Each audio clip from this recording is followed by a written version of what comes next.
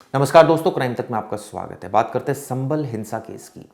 कल इस मामले में एक आरोपी की संपत्ति कुर्क हुई यानी मास्टरमाइंड की, लेकिन एक और फैसला इसमें सामने आया। दरअसल प्रशासन ने जो जज हैं उनका ट्रांसफर कर दिया। वो जज हैं जिसने एएसपी यानी अनुज चौधरी और अन्य पुलिस वालों के खिलाफ मामला दर्ज करने का आदेश सुनाया था। क्यों ट्रांसफर किया गया है, इसकी तहकीकात हमने की, कई रिपोर्ट्स पढ़ी, जिसमें यह पता चला कि दरअसल विभांशु सुधीर हैं जज, और ये 12 साल में इनके करियर में इनका यह 8वां ट्रांसफर है, यानी काफ़ी बार ट्रांसफर हो चुका है। आदेश की इनको कीमत चुकानी पड़ी या फिर ये प्रशासनिक प्रक्रिया, भी इस पर सवाल खड़े हो गए। और ऑब्वियसली इसी सेंस में जो है वो कई लोग बातें कर रहे हैं, लेकिन सच्चाई यह है कि प्रशासन ने इस पर अपनी कोई प्रतिक्रिया व्यक्त नहीं की है। उनका कहना है एक रेगुलर ट्रांसफर है, क्योंकि इस तरह से जजेस के ट्रांसफर होते रहते हैं। लेकिन सवाल ये उठता है कि जो एफआईआर दर्ज करने का निर्देश दिया था, उस पर पुलिस का कहना था कि जिस गोली से जो गोली लगी थी वो गोली दरअसल पुलिस इस्तेमाल ही नहीं करती है, तो ऐसे में एफआईआर दर्ज करने का कोई तुक ही नहीं था। हालांकि इस फैसले के खिलाफ पुलिस का कहना है कि वो अपील करेंगे और दरवाज़ा खटखटाएंगे। 12 साल में ये भी पता चला है कि उनका 8वां ये ट्रांसफ़र है, इस तरह की जानकारी निकलकर सामने आई है। और आपको इसमें जानकारी दे दूँ, विपक्ष ने यानी अखिलेश यादव ने अब इसको एक मुद्दा बना लिया और उन्होंने बाकायदा ये एक तरह से कहा है कि ये पार्शियलिटी की जा रही है। उधर विपक्ष ने इसे न्यायपालिका पर दबाव भी बता दिया है, जबकि चंदौसी में वकीलों ने तबादले के खिलाफ न्यायिक स्वतंत्रता की रक्षा की मांग की है। यानी कि अब ये मामला काफ़ी तूल पकड़ रहा है। समाजवादी पार्टी के जो मुखिया हैं अखिलेश यादव, उन्होंने सोशल मीडिया पर एक ट्वीट किया और ये तमाम बातें लिखी। विभांशु सुधीर सबसे ज़्यादा चर्चा का विषय बने हुए हैं। उनका ये बताते हैं कि जो तबादला है वो तब हुआ जब ये ऑर्डर आया। इससे पहले 24 दिसंबर को भी उन्होंने ये बताते हैं कि 3 साल पुरानी मुठभेड़ को फर्जी बताते हुए 13 पुलिसकर्मियों पर कार्रवाई का आदेश दिया था। इससे हड़कंप मच गया था। बीती रात करीब दर्जन भर जजों की तबादला सूची में उनका नाम भी शामिल था और उन्हें सुल्तानपुर भेज दिया गया। यानी कि अभी काफ़ी और जजेस की भी की गई।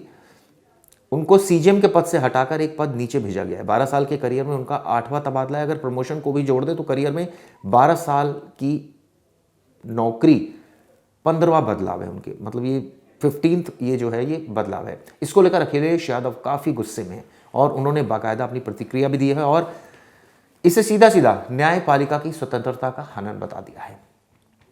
इसके अलावा वकीलों ने, जैसे मैंने बताया, विरोध प्रदर्शन किया। आपको बता दूं ये मामला क्या था। दरअसल ये मामला ये था कि अनुज चौधरी और दूसरे पुलिस वालों के खिलाफ एक शख्स ने कंप्लेंट की थी और उसके बेसिस पर जो कंप्लेंट थी उसके बेसिस पर कोर्ट ने एफआईआर दर्ज करने के आदेश दिए थे। लेकिन पुलिस ने, एसएसपी के विश्नोई का बयान आया तो उन्होंने कहा कि उन्होंने कोई एफआईआर दर्ज नहीं की, वो ऊपरी अदालत चले गए हैं। इस तरह की बात उन्होंने कही थी। दरअसल आलम की बहन का भी बयान आया। क्या कहना है उनका, सुनिए। क्या नाम है आपका? जी रजिया। यामीन भाई कौन है आपके? हमारे पापा। क्या याचिका दायर की है उन्होंने?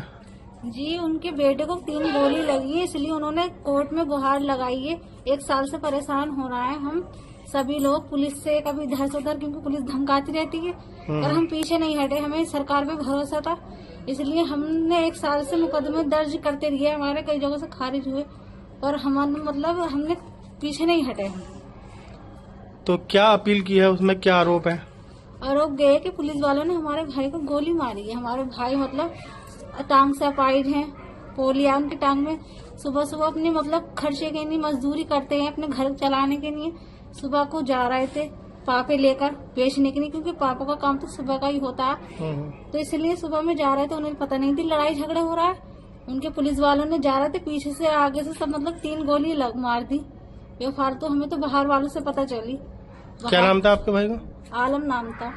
आलम की गोली लगी थी? जी आलम की लगी थी, अभी इलाज हो रहा है। गोली किसने मारी थी? पुलिस वालों ने मारी थी। नहीं, पुलिस में कौन कौन किसके नाम दिए आपने? हमने 12 लोगों के नाम लिए हैं और के तो मुझे इतना ध्यान नहीं। अनुज चौधरी हैं और भी हैं, मेन तो बस अनुज चौधरी का ही इतना पता, और हमारे पापा को पता, सारे नाम हमें नहीं पता थे। 12 पुलिसकर्मियों के खिलाफ? जी। कब याचिका दायर की है? 1 साल हो गया पूरे। नहीं, आदेश कब हुआ? आदेश तो ऐसे हुआ 12 तारीख, 9 तारीख को हुआ शायद।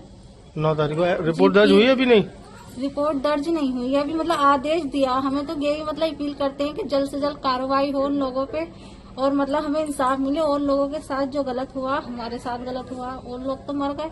आपके कितने भाई बहन हैं? हम सब मतलब घर के मेंबर 12 लोग हैं। नहीं, भाई बहन कितने 10 हैं? बहन भाई हैं हम सब। 10 बहन भाई। भाई कितने हैं, बहन कितनी है? 7 भाई हैं हमारे, छोटे छोटे।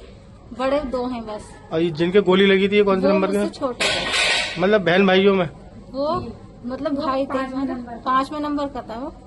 5वें नंबर के। छोटे थे हाँ आप 10 बहन भाई हैं? जी। बहन कितनी है, भाई कितने हैं? 3 बहनें हैं, हम 7 भाई हैं हमारे। अब सारे बहन भाइयों में वो कौन से नंबर के थे जिनके गोली वो लगी? 5वें नंबर के थे। 5वें नंबर के। हाँ 4थे नंबर के ही होंगे हमारे भाई। पापे बेचने का काम क्या करते हाँ वो तो मतलब पोलिया ना, तो उन कुछ काम ही नहीं करते थे। वो सुबह में पापे बेचने हैं? शादी हो गई थी उनकी? नहीं, छोटे हैं वो, अभी शादी नहीं हुई है। उम्र कितनी थी? उम्र ऐसी होगी 21-22 साल की होगी। आपने सुना आलम की बहन का क्या कहना था। दरअसल आलम वो शख्स था जिसको गोली मारी गई थी और बाकायदा इसमें जो चौधरी थे, अनुज चौधरी, उनका नाम शामिल किया गया था क्योंकि उस वक्त वो वहाँ पर पुलिस के मुखिया थे। लेकिन सवाल इतना ही नहीं है। सवाल ये है कि ऑर्डर आना ना आना एक अलग बात है।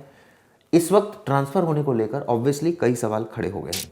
दरअसल वकीलों ने जो विरोध किया है उनका कहना है कि जो अनुज चौधरी पर मुकदमा दर्ज करने का आदेश करने वाले सीजेएम का शासन और प्रशासन की मिलीभगत से तबादला कर दिया गया। इस तरह की बात वकील कह रहे हैं। इसलिए किसी भी अच्छे अधिकारी को सज़ा देने का अधिकार किसी को नहीं है। सपा ने इसको अदालत के आदेश को गलत बताना यह भी बिल्कुल गलत है और मेरी हाईकोर्ट से मांगे कि वह इस बयान को लेकर कंटेम्प्ट करे। इस तरह की बात वो कह रहे हैं।